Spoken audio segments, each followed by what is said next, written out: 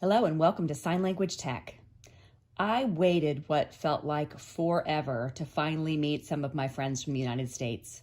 We all flew into Paris, France for KubeCon. And we spent a week recently spending time with all of our friends from all over the world, particularly some of our ASL interpreter friends from the States. I learned so much.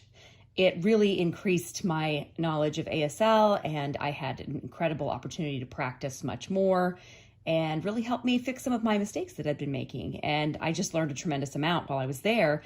So, previously I had watched YouTube or Google videos of people using American Sign Language, but I had not had a lot of experience just spending time with ASL users.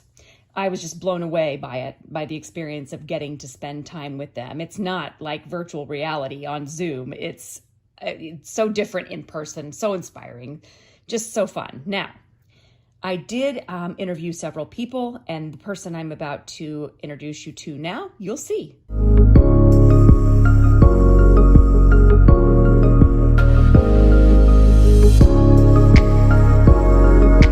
Like you to introduce yourself, please. Your name, where you're from, just a brief explanation of who you are.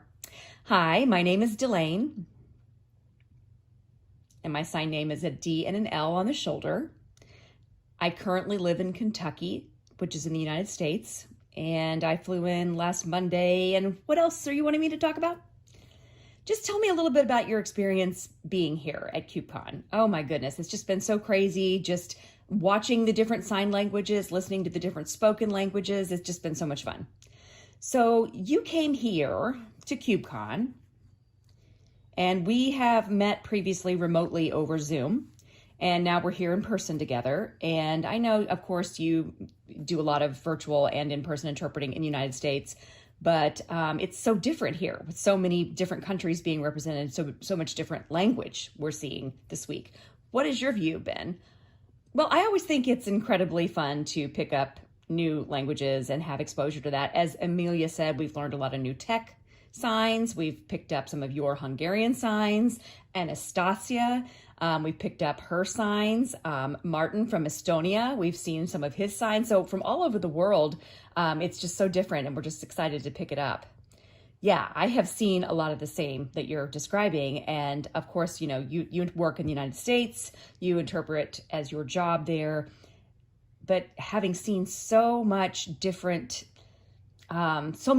avenues of accessibility provided this week. The panel discussions are interpreted. There's been a universal interpreter, there's been captioning, there's been French interpreters. So what is your view of all these different kinds of accessibility methods being provided, and why didn't we just slap captioning on the screen and call it a day?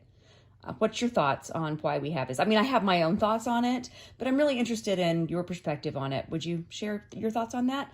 Oh, I think it's wonderful because there's a tremendous difference in each individual's communication and accessibility needs. Everyone doesn't sign the same. Everyone doesn't speak the same. Not everyone lip reads. Not everyone signs. So it's great. Plus, the opportunity for people who are hearing and have never had exposure to the deaf and hard of hearing community, have never seen interpreters.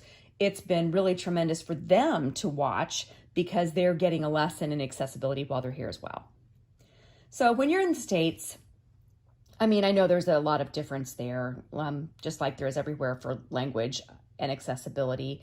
But what do you see most of the time? Do you see people just provide captioning in public places, or interpreters, or what's an example of that? Well, that varies a lot too, because some of my experience, in person with deaf and hard of hearing people, some of them use lip reading and rely on that very heavily, and they don't really sign fluently. We call it sign-supported speech because they do want to learn, or they're learning sign at that time, but they just aren't fluent. So we put English on our mouth as we sign in English order to support their needs. Or other people at the opposite end of the spectrum sign fluent ASL with no mouth movements other than grammar at all. So you just kind of have to be flexible as an interpreter. Now, what you're telling me right now, that has just really broadened my view. I mean, I guess I'll be looking forward to learning more about that in the future, because myself as a deaf person, my accessibility needs don't match everyone else's, and I'm still learning about that. That's crazy. Yeah, I mean, you have to be able to code switch and make sure that you're able to fit everyone's needs as you do your job. Thank you so much. Oh, sure, of course. And I hope to see you again in person. I hope so too. It's been a great experience. Bye, everyone. Wow. Now, just discussing the different experiences and different viewpoints of accessibility, it's just really broadened my understanding of what that looks like. Of course, deaf and hard of hearing people and hearing people who have lost their hearing late in life and have not learned sign language completely yet. They're not fluent. It's just, there's such a broad spectrum of accessibility needs, and I'll continue to look forward to learning more about that in the future and really lead how we make full inclusion possible for everyone through accessibility. I want people who have communication issues of any kind to be able to join the conversation and have our world be more accessible to meet the needs of everybody, not just some. Before, I thought it would just be easy to, have captioning or some interpreters here and there, but I was only thinking of how I function as a deaf person. But I really learned a lot while I was at KubeCon, because the variety of interpreter preferences and languages and approaches to accessibility, whether it's captioning or whatever you do for accessibility, working with the deaf and hard of hearing community and seeing those issues as they come to light is very exciting. Learning about that, it's just been great. It was so wonderful to meet the native ASL users in person, and I hope I get to do that far more often in the future, and not just with ASL. With the French Sign Language, the interpreters we were exposed to who used French Sign Language in all the different countries that were represented in our group of deaf and hard of hearing people, it was just great to meet everybody. And I hope I'll have the chance to include even more people in our circle in the future. Now, if you want to know more about interpreting and how it works and different agencies and freelance interpreters and how they function, stay tuned.